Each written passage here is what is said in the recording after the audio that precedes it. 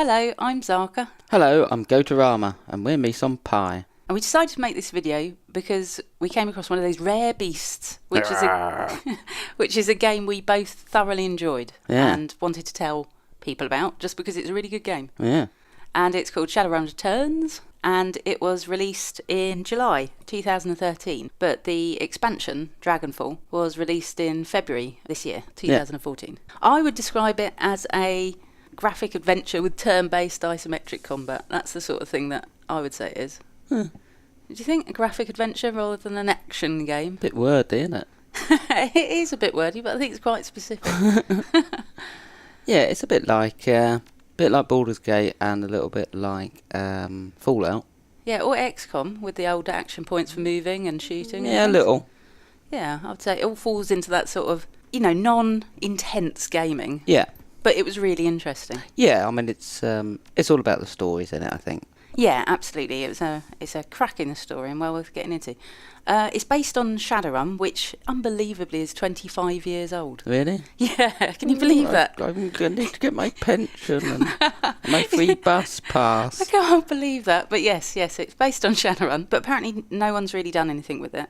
Jordan Weissman, who created the game, tried to get various things done and it never really got started. And then it was kick-started. The public went, yes, please, give us a game. Yeah.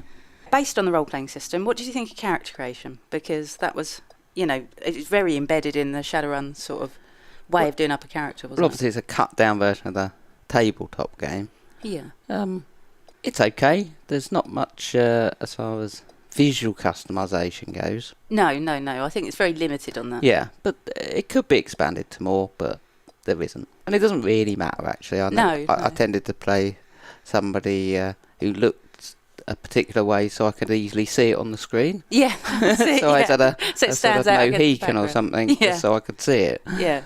But as far as the skill points and stuff that you allocate and whatever, it's okay. But yeah, you take your points and you distribute them amongst sort of stats like you get in most role-playing games. Yeah. But then you specialise in certain areas, like if you take, I don't know, what's the one which decking's based on? Intelligence.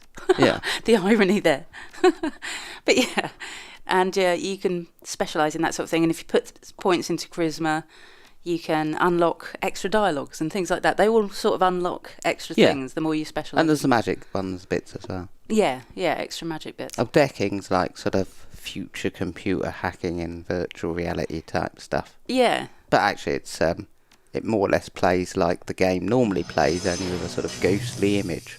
Yeah, I kind of like the way it worked though, the way you could summon up drones and stuff to work for you in the environment there. Yeah, not drones. Are they not? No, those are the ones in the real world. Yeah. The graphics and sound, what do you think of how they handled that? It looks fine. It's sort of isometric backgrounds with 3D models on top of it. Yeah. It looks really good, I think. They've done a really cracking job of creating an atmosphere with something, so minimal. Yeah, I got no complaints with it at all. The sound was fine. Even had the music on a little bit, which is a bit rare. Yeah. And, it looks fine. It's not like, full-on 3D amazing everything. No, but it's like pieces totally fine for what it is. Sort of in that environment. Yeah, I think it does an excellent job of evoking a sort of place, that sort of Shadowrun Barrens kind of feel and stuff. The art style's good, isn't it? Yeah, it really was. They were worried about things becoming overcomplicated because of the distance you've got in your character. If you did everything really fiddly, then you kind of get lost on the background. And I think they did quite a good job of making them stand out. It looks a bit like an old game, but it's not really. No, it feels complex and alive, the kind of environment, even though it seems simple, but it's surprisingly complex. A familiar style it is. Yeah. So the story and setting, which is the most important thing about it. Yeah. How did you enjoy that? What, in the first one? In the first Dead Man one, Switch one? Dead Man Switch, yeah. No, it's fine. I really liked it. I played it basically straight until I finished it. Yeah, so did I. Almost. It took me about, I would say, 12 hours total to go through the whole thing. Yeah, that's probably about right. Which seems short when you look at the time, but I don't feel ripped off by that at all. No, it's fine. There's a lot of reading to do. Yeah. But I think that's the sort of nature of having a good story in a computer game. Yeah. It's like, unless you got somebody telling it to you, like vocally, you're going to have to read it. Yeah, and I think it works better than, say, in Skyrim, where you got people endlessly droning on. Because, oh, God, yeah. because you can sort of imagine it yourself and move on at your own pace rather than waiting for them to catch up. You can read it quicker as well if you want. Yeah. But I didn't find a problem with it. I mean, after I'd finished playing it, I thought I'd try having another go right away. Yeah. It'd be a bad move. And then the reading became a bit of a problem. Yeah, because you'd been through it. Yeah, that's it. I mean, it was like, oh, it's going to take me ages to read through all this again, just so I can remember what's happening. So I think it's not something you can just play all the time.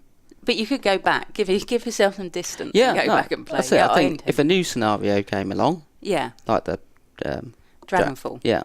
And if they did another one, for instance, I think it'd be no problem.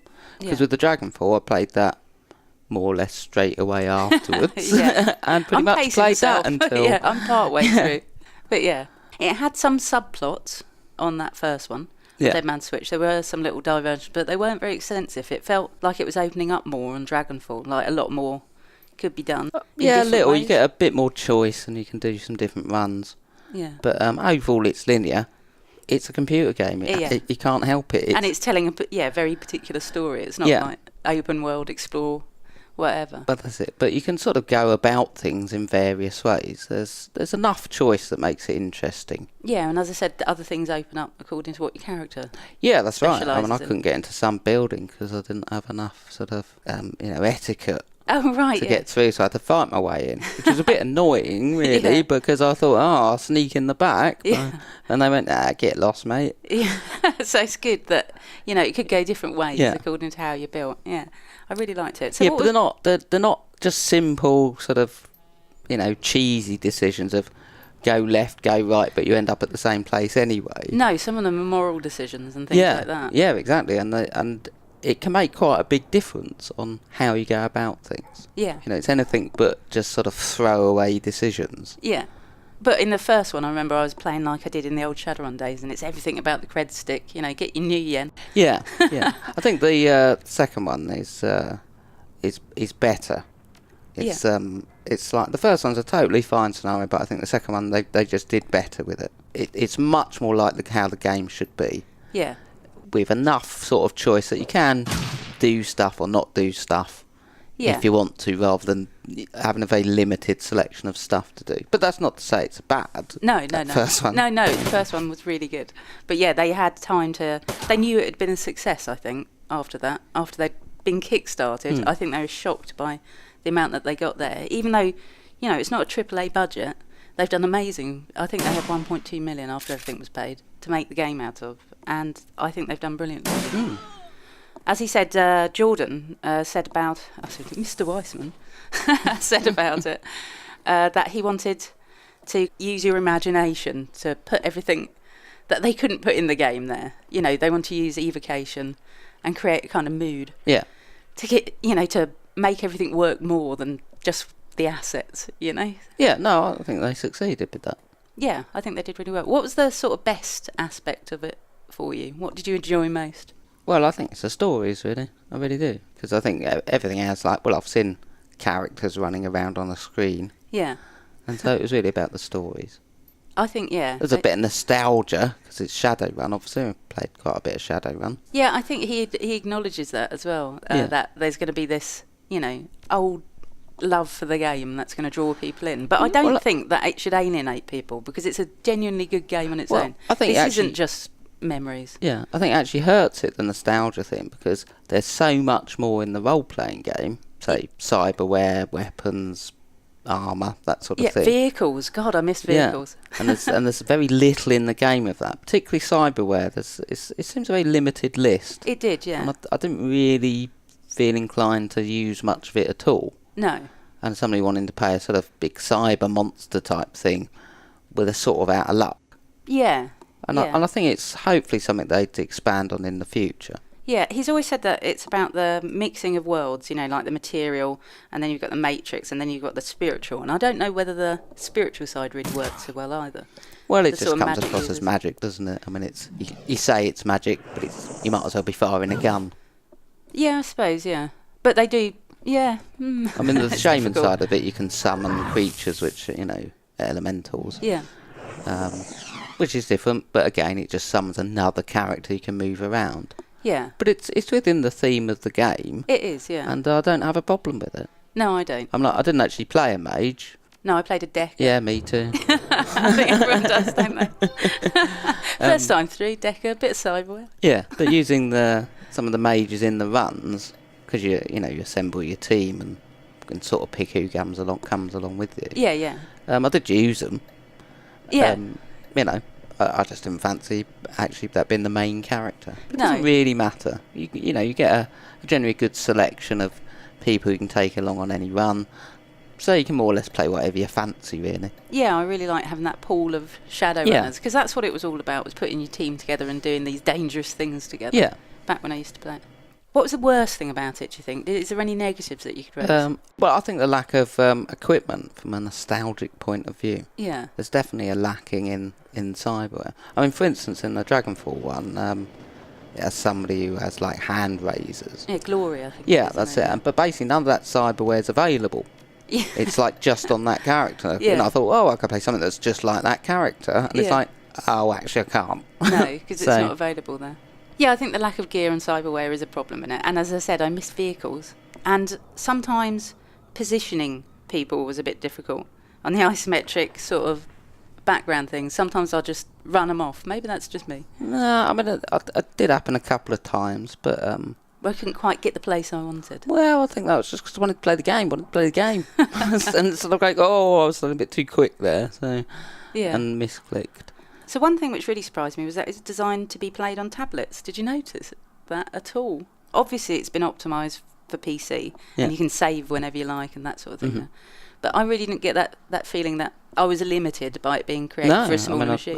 But it's surprising. They liked the idea of designing the game for something that was science fiction when they came up with the idea of Shadowrun. Mm-hmm. So it's like super futuristic, playing it on the tablet type thing. So all in all, it's a great game. Yeah, definitely a rare beast. And we wanted to just get the word out about what kind of game it is, because maybe you've been put off by... You wouldn't get the idea from little pictures, I don't think. So here's some, there's going to be footage here. You can have a look at it and get a general idea, hopefully, from what we've said about it. Yeah. And this is us doing a review of it. Yeah. And we hope you enjoy it too. Well worth a try. Yeah. It's not too expensive either, I found. No, it isn't. No, I picked it up on Steam. Not too dear at all. Yeah, and hopefully there are many more adventures that and updates to the game and stuff. Yeah, they're really encouraging community to get involved and do their own scenarios, which is a big bit of it, because it was a role-playing game in its I suppose I do generally prefer the more professionally done ones, though. Yeah, it's astonishing what the fan community can come up with. Then. Yeah, and what they can come up with. Yeah. Anyway, okay. Well, I'm Gotorama. I'm Zaka, and we're Meson Pie, and this was a rare beast. Yeah, Shadowrun Returns. With Dead Man's Switch and... Dragonfall. Yeah. Take care. Yep. Bye.